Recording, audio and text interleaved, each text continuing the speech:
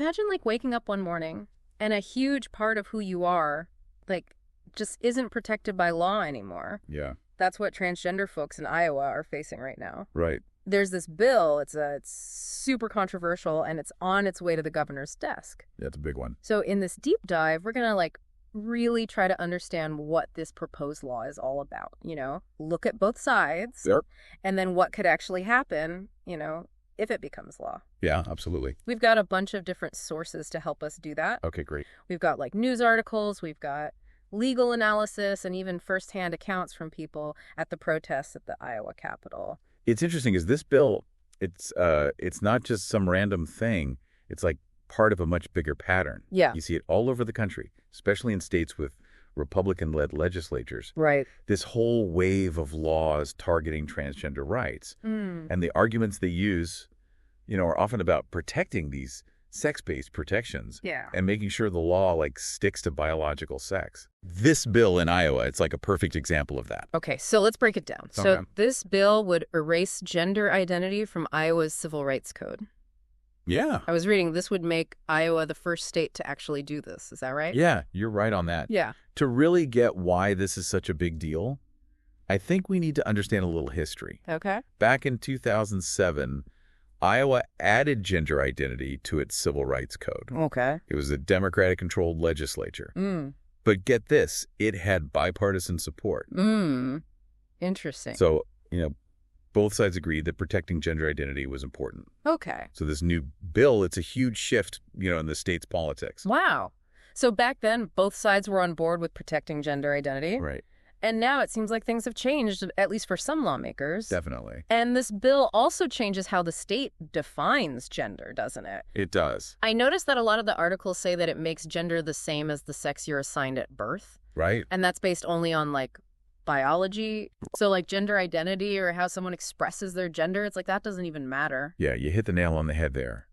And that's like the core of the arguments from people who support this bill. Okay. They say it's all about being clear, Okay. making sure the law matches up with those biological differences. I see. And they're really worried about protecting what they call sex-based protections, especially in places like bathrooms and locker rooms and on sports teams. One of our sources quotes Amber Williams, who's a lobbyist for Inspired Life. Okay.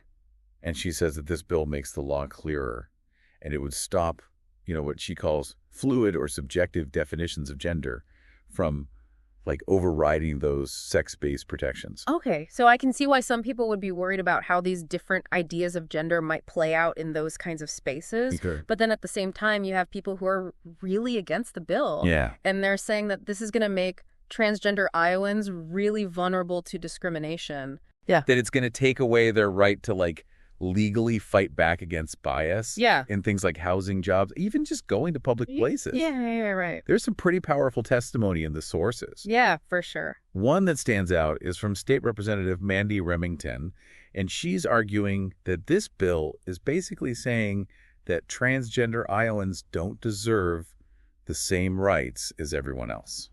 And then there's Representative Aim Vichendahl, who is transgender. Okay. And she makes an even stronger statement. Right. She says the whole point of this bill and all the other ones like it is to like erase us from public life.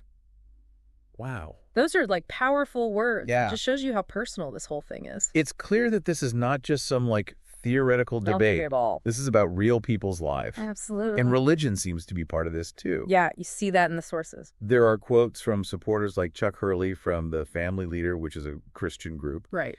And he's outraged at the idea of transgender women using women's restrooms. Yeah. He sees it as like a safety issue for women and girls. I see. But then we also have faith leaders like Reverend Debbie Griffin who are totally against the bill. Right. She says it would actually put people who are already vulnerable to bullying and discrimination at even greater risk. Yeah, so even within the Christian community, there are totally different views on this. It's a complex issue for sure. Definitely. It seems like just about everyone agrees this bill would have a big impact. Right. But this isn't just happening in isolation, right? No. There's a connection to what's going on nationally. You're absolutely right. The sources help us see how this bill is related to things that happened during the Trump administration. Okay. Remember all those attempts to ban transgender people from the military? Yeah. And the efforts to stop transgender women from competing in women's sports? Right. And even those restrictions on changing gender markers on passports. Yeah, I remember those. Iowa's bill. It's part of this bigger push to restrict transgender rights. And it's been gaining momentum all across the country. So we're seeing this pattern on a national level, and Iowa seems to be right in the middle of it. Yeah, that's a good way to put it. So what are the possible outcomes if Governor Reynolds actually signs this bill? Well, if it does become law, Iowa would be the first state to actually get rid of those specific protections that are already in place for transgender folks. Wow. And, that could have a ripple effect. Yeah. Other states might start thinking about doing the same. Some sources point out that over 20 states, mostly Democrat-led, they have specific protections for transgender people written right into their civil rights codes. Okay. But then you have about half of all the states in the U.S. that include gender identity in their codes. Okay. Which means, they offer protection from discrimination in things like housing and public accommodations. Okay. It's different all over the place. Yeah. You see lots of different approaches to this issue from state to state. Yeah. It's clearly a complicated issue with really strong beliefs on both sides. Yeah, no doubt about that. One thing that really struck me was how emotional the testimony from both sides has been. Yeah. It's like people are really feeling this. Definitely. It makes sense, though, right? Yeah. Like, we're not talking about some, abstract legal theory or something. Yeah. We're talking about people's lives. Yeah. Right. Like their sense of who they are. Exactly. It's powerful to hear these personal stories and all the emotions, Yeah, it's really moving. It reminds us that these decisions lawmakers make, they have a real impact on people's lives. You're so right. It's easy to get lost in the legal arguments, Yeah. but at the end of the day, this is about human beings. Exactly. And speaking of impact, some of the sources describe these huge protests happening at the Iowa Capitol. Oh, wow. Hundreds of people chanting trans rights or human rights. You can just feel the passion and the energy. Yeah, those protests definitely capture how strongly people feel about this bill. Yeah. It passed the Iowa House Yeah. with a big majority, but it still has to go through the Senate Right. and then to the governor's desk. Oh. So it's not over yet. No, not at all. So many people are waiting to see what happens next. For sure. So what is the next chapter in this story? What happens if this bill actually becomes law?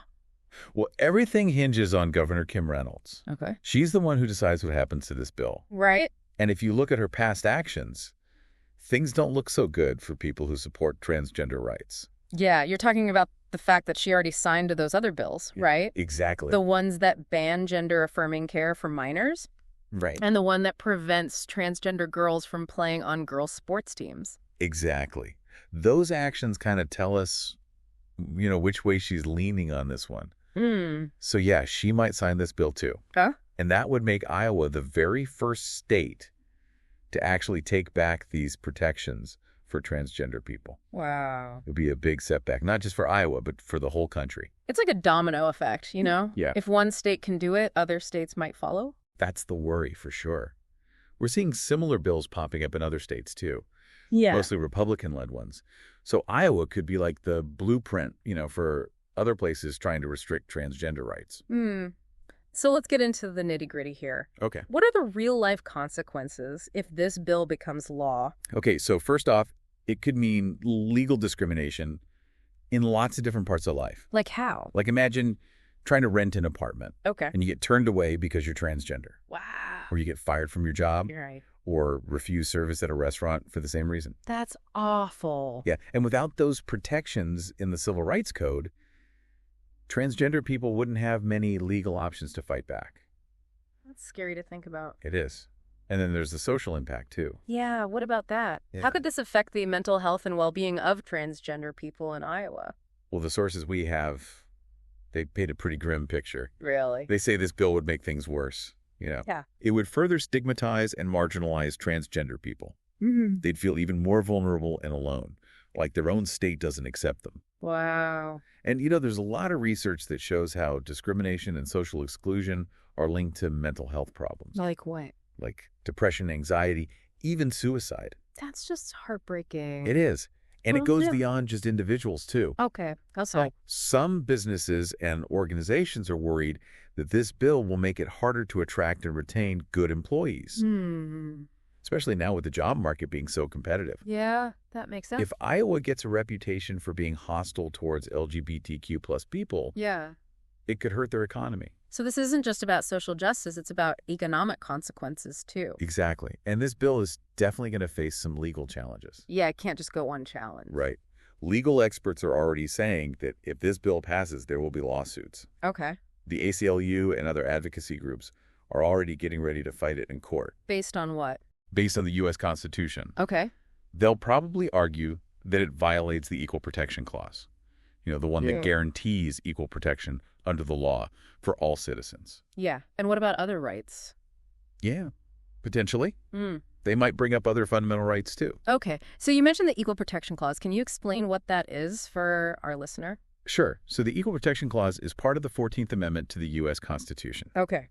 Basically, it means that states can't treat people differently based on things like race, religion, or in this case, gender identity, without a really good reason. So in this case, they'd argue that the bill is targeting transgender people unfairly. Right. Denying them the same rights and protections as other Iowans. Exactly. Yeah. So, yeah, we could be in for a long legal battle if this bill goes through. It sounds like it. Yeah. And even if the bill gets struck down in court?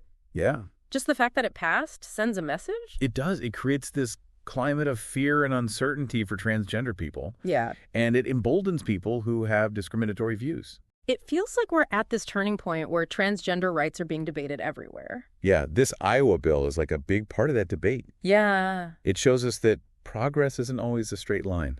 You know, Yeah. there are setbacks along the way. But there are people fighting for equality and justice. Yeah, even when things get tough. It's inspiring to see that dedication. It is. Yeah. And it shows us why it's so important to stay informed and engage with these issues. Yeah, even if they don't affect us directly. Exactly. Yeah. You know, there's a saying, silence is complicity. Hmm. We all have a responsibility to work toward a more just and equitable society. For everyone. Mm-hmm. So if Governor Reynolds does sign this bill, what can people do to support the transgender community in Iowa? Yeah, is there anything concrete they can do to help? Oh, yeah, there are actually a few things. Like what? Well, donating to organizations like the ACLU and Lambda Legal. Okay. They're the ones fighting for LGBTQ plus rights in the courts. Okay. You can also contact your elected officials. Yeah. Tell them to oppose discriminatory laws. Okay. And just as important, you can show your support for transgender people in your own community. Ow. Be an ally, you know, speak out against hate. Right. Create a welcoming and inclusive environment. Even small actions can make a difference. Exactly. They really can. It's a good reminder that even when things look bad, there's always hope.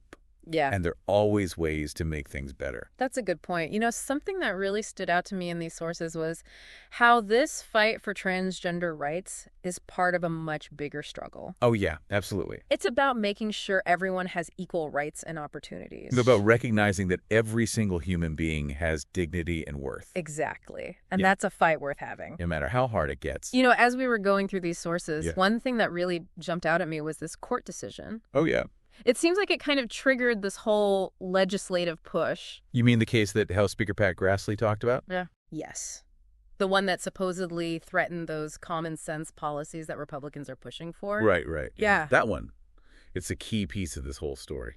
It feels like we need to understand this court case to really get what's happening here. Yeah. Can you give us the rundown on this case? Well, the sources we have, they don't actually say exactly which case it was. Oh, okay. But it definitely seems like it was like the thing that got Iowa Republicans going. Okay. House Speaker Pat Grassley, he mentioned that it threatened these policies they'd just put in place. Okay. Like common sense policies is what he called them. Mm-hmm. And he was probably talking about those laws that restrict bathroom access and who can play on which sports teams based on biological sex. Okay.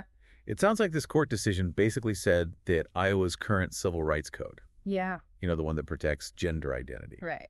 Well, it said that that code clashed with those newer laws. So the court was basically saying those common sense policies were actually discriminatory. Right. Because they didn't consider gender identity. Yeah, exactly.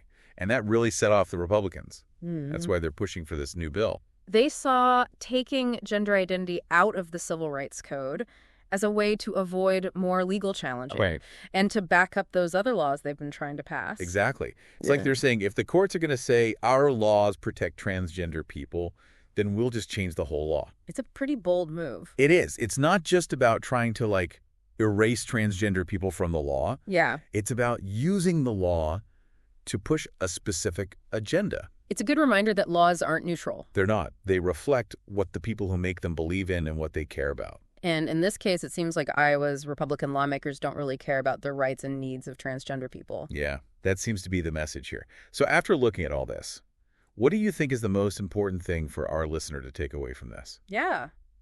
What should they be thinking about? I think the big takeaway is that we're at a crossroads for transgender rights in this country. The battle lines are drawn and the stakes are really high. It feels that way for sure. What's going on in Iowa is just one example of something much bigger. Right. And what happens with this bill could affect things far beyond Iowa. It's a reminder that we can't just sit back and do nothing. No, we can't. We have to stay informed, stay involved, and actively support transgender people. Everywhere, not just in Iowa. Exactly. And it's not just about transgender rights, it's about the core values of our society. Like equality and justice and human dignity. Exactly. This deep dive has really shown us how those values are being challenged all the time. Yeah, we can't just watch from the sidelines. We have to be part of shaping the world we want to live in. And that starts with understanding the issues. Right. Having real conversations and standing up for what we believe in. Absolutely. So as we wrap up, I want to leave our listener with one last question. Right. Something I keep coming back to is this. If this bill does become law, how will it really affect the everyday lives of transgender people in Iowa? Yeah. And I don't just mean the legal stuff. Right. How will it affect how they interact with people, how they feel about belonging, how they live their lives openly and authentically? That's a powerful question. It is. And it's one we all need to think about. Because in the end, the fight for transgender rights is a fight for a world that's more humane and compassionate for everyone. Well said. The real impact of these laws is often felt in those small everyday moments. You know what I mean? Yeah, I do. It's a reminder that the personal is political.